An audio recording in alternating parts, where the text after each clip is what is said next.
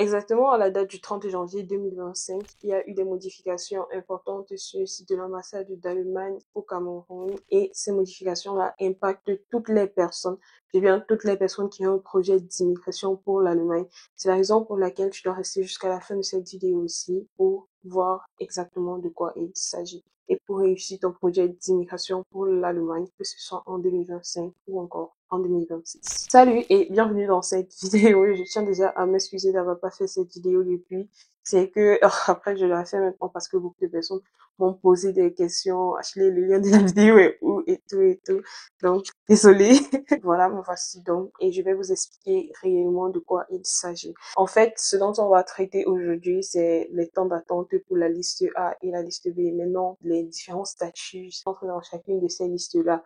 Mais avant qu'on arrive là-bas, j'aimerais d'abord rappeler ce que signifie la liste A et la liste B. En fait, la liste A et la liste B, c'est un système qui a été instauré depuis déjà un bon moment par l'ambassade d'Allemagne au Cameroun pour utiliser justement les personnes qui souhaitaient faire venir ici en Allemagne pour poursuivre leurs études. Ceux qui étaient classés dans la liste A étaient ceux ayant obtenu une mention au baccalauréat, c'est-à-dire 12 en montant, plus 4 secrets pour les anglophones, ou encore ceux-là qui disposaient d'un test TAF 4x4. Donc, le test TAF 4x4, c'est un examen qu'on obtient à la fin des cours de C1. Ça, c'était pour ceux de la liste A. Et la liste B, maintenant, c'est tout le reste. Maintenant, quelle était la différence entre ces deux listes-là? Il faut savoir que la différence était très grande et très notable, notamment dans le temps d'attente pour le rendez-vous à l'ambassade. Pourquoi? Tout simplement parce que pendant que les personnes qui prenaient leur rendez-vous dans la liste A à une certaine période pouvaient attendre seulement 2 mois pour être reçus à l'ambassade, ceux de la liste B attendaient à cette période-là, genre au début, quoi, 1 an et plus. Je dis au début, pourquoi? Parce qu'il y a eu beaucoup de bouleversements au point où une période même les gens de la liste A attendaient 12 mois. Quand vous regardez les vidéos, il faut faire beaucoup attention. Donc, il faut pas venir sur ma chaîne, regarder une vidéo, vous déconnecter directement, essayez de vous abonner pour suivre vraiment le cours parce que il y a beaucoup de changements, il y a beaucoup de modifications. Et imaginez si une personne comme ça n'a pas eu cette information, n'a pas regardé cette vidéo, si à la suite d'une autre vidéo, la personne n'est plus à la ligne, la personne n'est plus d'actualité. Donc, abonnez-vous. Pendant par exemple, la période où moi j'ai attendu 12 mois alors bien même que j'étais dans la liste A, il y a des personnes qui, voilà, attendaient même 2 ans, 2 à 3 ans, ceux de la liste B. Donc, imaginez, vous prenez votre rendez-vous, de faire le coup de langue, et puis vous devez encore attendre 3 ans pour passer en ambassade. Déjà, pour partir dire, ok, voici ma préinscription et tout. Franchement, c'est franchement beaucoup. On s'est dit, ok, liste B, là, on y fasse de nos têtes, on considère que ça n'existe plus. Et c'est donc à cause de ces longs délais d'attente que beaucoup de personnes ont commencé à se retourner vers le house building parce que avec le house building, c'est vrai qu'il y a aussi une modification de ce côté-là pour le temps d'attente, mais c'est toujours mieux que 2 à 3 ans ou alors l'inconnu parce que actuellement, on ne connaît même plus. C'est vrai que sur la site, ils ont écrit 1 an, mais on ne connaît pas. Mais on espère qu'avec la nouvelle modification, voilà, ça dure 1 an, même si c'est seulement 1 an, c'est que c'est déjà bon. Parce qu'avant, franchement, c'était la catastrophe. Donc, maintenant, pourquoi cette modification-ci? Voilà, en ce qui concerne les raisons de cette modification, franchement, je peux pas, je veux pas venir ici mettre du bullshit dans votre tête, franchement. Quand tu connais pas, tu dis que tu connais pas. Parce qu'il y a plusieurs personnes qui parlent des élections, avec notamment des candidats qui font les campagnes sur les credos, c'est non à l'immigration, un peu plus de sécurité, etc., etc.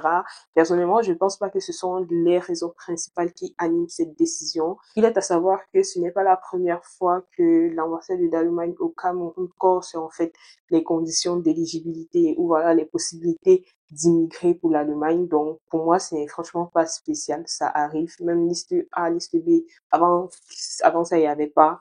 Et puis, même les temps d'attente, voilà, 1 an, il n'y avait pas tout ça. Donc, il faut savoir que ça évolue comme ça de temps en temps. Et moi, je pense aussi qu'ils vont revenir à des mesures plus haut. Maintenant, pourquoi est-ce qu'ils ont fait ça? Déjà, il est à considérer que l'Allemagne est actuellement en manque notoire de personnes qui sont prêtes à faire les soins infirmiers.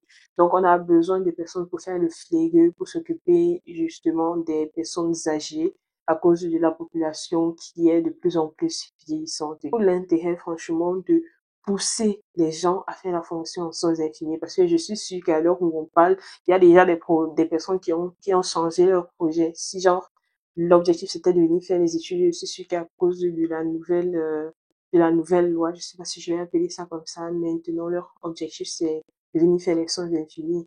Alors, ils ont réussi ce qu'ils voulaient. Maintenant, venons au point de cette vidéo. Qu'est-ce qui se passe? Ce qui se passe en réalité, c'est que contrairement aux anciennes conditions de la liste A, à la date à laquelle je vous parle, ceux qui auront la mention au baccalauréat et ceux qui ont un test à 4x4 même, ils font plus partie de la liste A. Et c'est même pas le plus grave. Je vais venir au plus grave parce que quand on regarde sur le site de l'ambassade d'Allemagne au Cameroun, ici, ils disent que les gens ceux qui font partie de la liste A maintenant, ce sont ceux qui viennent pour les études en master, ceux qui viennent pour un doctorat, des chercheurs ou encore des boursiers. Et que le temps d'attente ici, c'est jusqu'à 3 mois. Là, il n'y a pas de souci. Pour les boursiers, c'est moins de 2 semaines même d'avant. Mais maintenant, en fait, les gens qui ont eu la mention baccalauréat, ils font comment?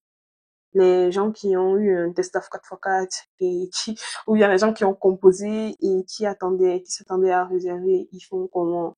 Donc franchement, c'est franchement chaud. Face à cette situation-ci, comme vous savez, le continent, rien n'est impossible pour nous. Il y a des schémas qui se sont directement passer par d'autres pays, que ce soit de l'Afrique ou encore des autres pays de l'Union européenne avant de rejoindre l'Allemagne. Si vous avez pris votre rendez-vous avant le 30 janvier 2025, vous n'êtes pas concerné par ceci. Si vous êtes dans la liste A, vous êtes toujours dans la liste A, vous n'êtes pas dans la liste A.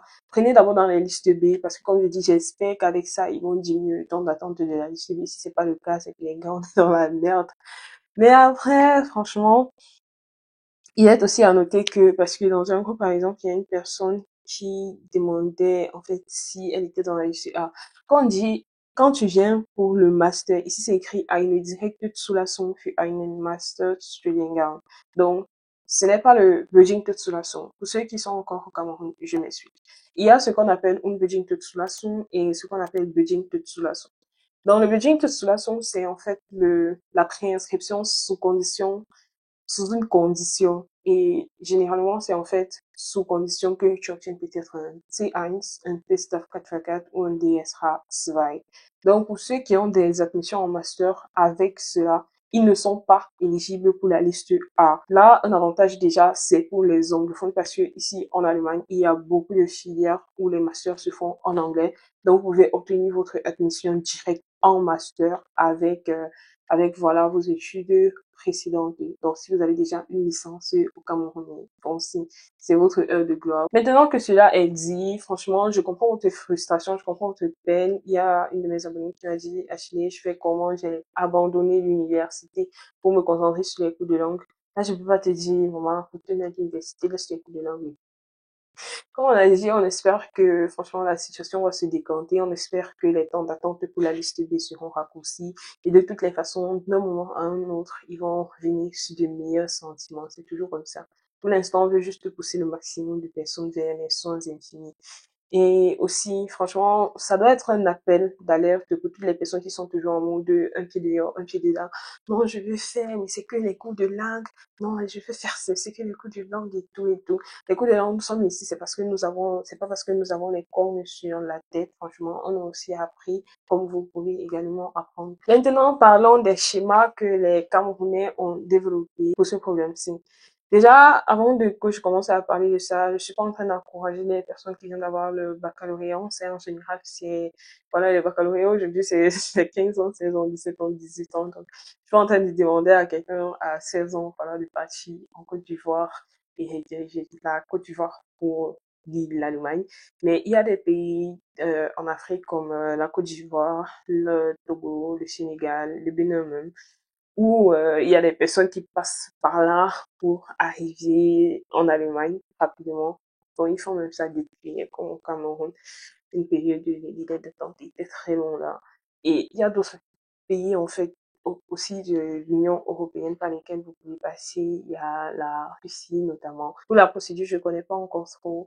Si vous connaissez des personnes qui ont fait cela, prière de vous signaler pour qu'on puisse échanger, pour que d'autres personnes de la communauté puissent bénéficier de leur expérience. Mais franchement, ça, c'est déjà autre chose. Mais pour le coup, c'est clair quand même que l'ambassade d'Allemagne nous a retiré la joie au corps. Tout ce qu'il faut retenir, c'est concentrez-vous sur vos cours de langue, passez vite vos cours de langue et aussi pour faire le moins d'erreurs possible et bien réussir ces cours de langue. Regardez cette vidéo.